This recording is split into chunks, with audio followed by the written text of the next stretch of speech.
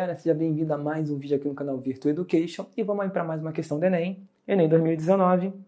Em qualquer obra de construção civil é fundamental a utilização de equipamentos de proteção individual, tal como capacetes. Por exemplo, a queda livre de um tijolo de massa de 2,5 kg, de uma altura de 5 metros, cujo impacto contra o capacete pode durar até 0,5 segundos, resulta em uma força impulsiva média maior do que o peso do tijolo.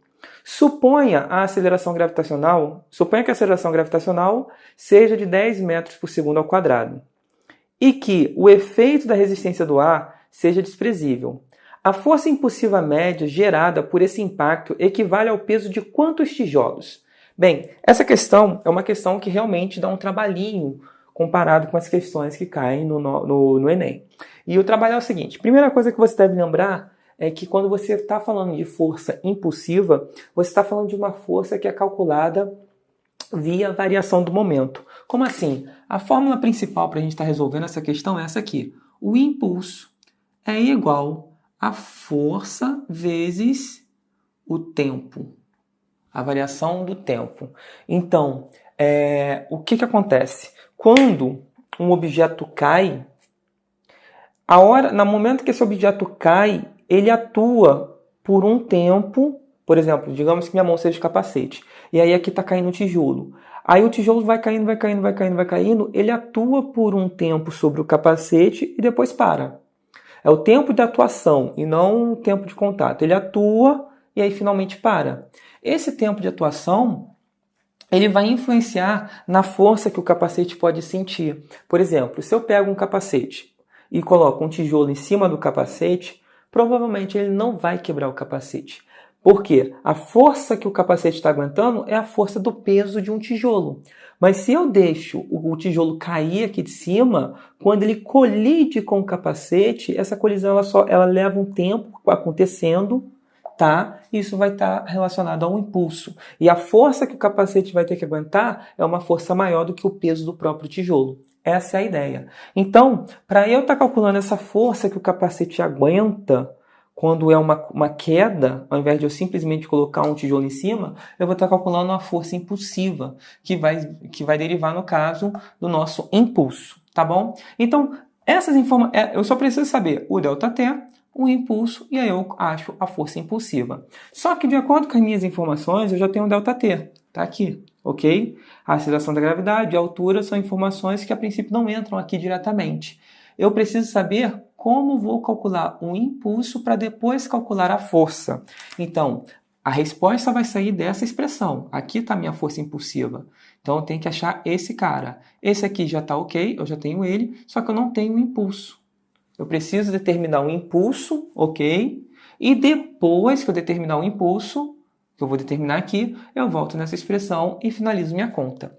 Vocês devem lembrar que o impulso, ele também pode ser calculado como sendo a variação do momento, certo? Ou seja, o impulso é igual ao momento final menos o momento inicial, correto? O que vem a ser o momento? Se vocês pararem para lembrar, momento é igual a massa vezes velocidade. A massa nós temos aqui, ó. Só que eu não tenho a velocidade com que o tijolo cai no capacete. Eu tenho um capacete, no momento que o tijolo cai em cima do capacete, que velocidade é essa? Certo? É essa velocidade que eu preciso saber. Vai ser a velocidade inicial.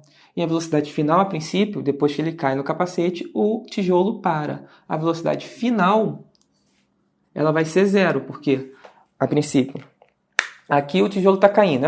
A velocidade mudando aqui não importa. A questão é a colisão. No momento que ele colide com o capacete, você tem uma velocidade. Essa velocidade é a velocidade inicial. Certo? E aí, depois da colisão, o tijolo para. E a velocidade final é zero. Se a velocidade final for zero, isso quer dizer que o nosso momento final é zero. Então, o impulso nada mais é do que a massa vezes a velocidade inicial. A velocidade no momento da colisão, ok? No momento que vai colidir, que velocidade é essa? Como é que a gente determina essa velocidade? Bem, a gente pode determinar essa velocidade usando as nossas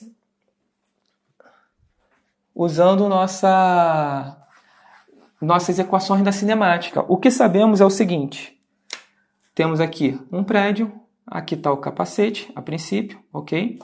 E o tijolo ele cai de uma altura de 5 metros, correto? Se ele cai de uma altura de 5 metros, nós podemos usar essa expressão aqui, ó.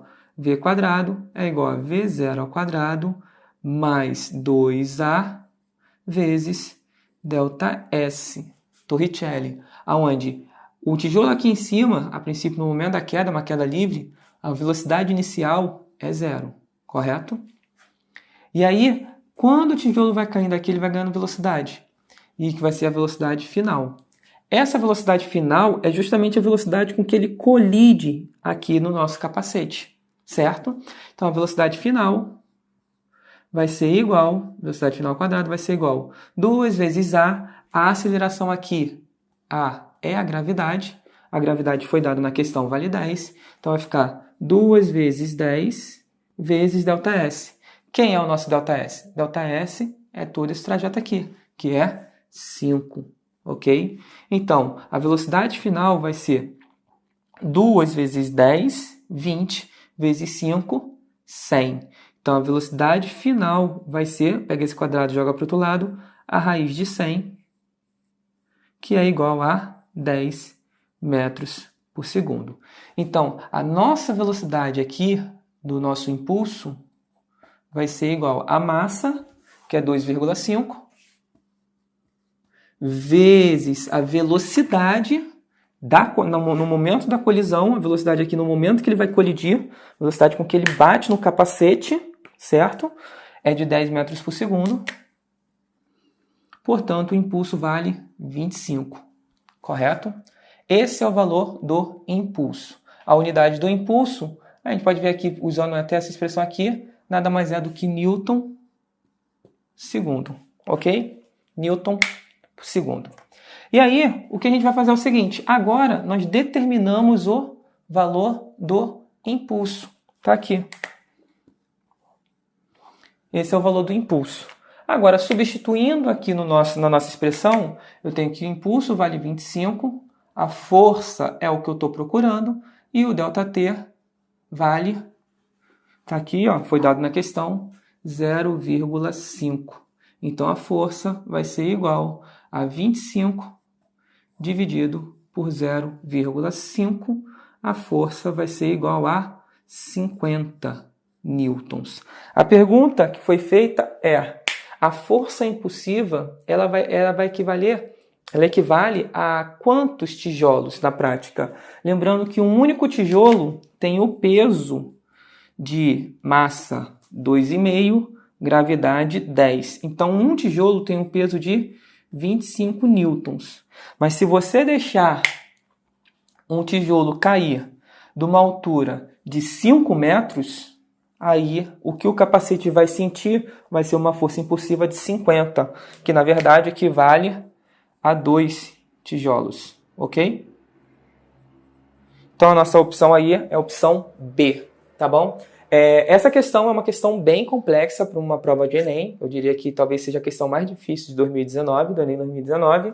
O grande ponto é você perceber a questão de calcular o impulso via variação de momento, não confundir essa velocidade final aqui, ó, é a velocidade final quando você está falando da queda do tijolo, ok? A velocidade final da queda do tijolo, está aqui o capacete, a velocidade final da queda do tijolo é exatamente a velocidade inicial. Aqui eu ignorei o sinal de menos, uma vez que a gente vai estar preocupado com o módulo da força e não a sua direção. Tanto faz se eu colocar sinal de menos ou não, isso não seria relevante, tá bom? Então, você perceber que essa velocidade final da queda é justamente a velocidade da colisão para você calcular um momento, e aí do momento você achar um impulso, do impulso você vir para cá, para a nossa expressão que dá a nossa resposta, e aí sim achar a força. Eu costumo dizer sempre para os meus alunos o seguinte: o que foi perguntado qual era a força impulsiva. Existe alguma outra fórmula que tenha essa expressão para força impulsiva? Não. Então a sua resposta tem por obrigação sair dessa expressão, dessa fórmula. E aí você olha para essa fórmula e vê quais as informações que foi dada que se encaixam nessa fórmula. Eu vi que tinha o ΔT, mas vi que faltava o I. O I era uma incógnita. Então, eu pauso esse procedimento aqui, que vai sair minha resposta, eu pauso esse procedimento para determinar o I. E aí eu passo para cá. Eu determino o I, depois de determinar o I, eu vou e volto para cá e finalizo a minha questão. Note que no momento que eu estava determinando o I, eu também não sabia quem era V. Aí eu pauso isso aqui, vou determinar V, determinei V, achei o V, volto para cá, achei o I, volto para cá e depois eu finalizo minha questão. Por isso que é uma questão bem complexa, uma vez que você tem 3 passos. Primeiro passo, vai travar, você vai passar para a segunda etapa, vai travar, vai passar para a terceira etapa. Da terceira etapa, você vai pegar a sua primeira solução, que vai ajudar a resolver a segunda etapa, da onde você vai tirar mais uma solução que vai ajudar a resolver a primeira etapa, que, por sinal, é sempre aonde está a nossa resposta que procuramos. Tá bom? Espero ter ajudado vocês. A gente se vê no próximo vídeo. Valeu!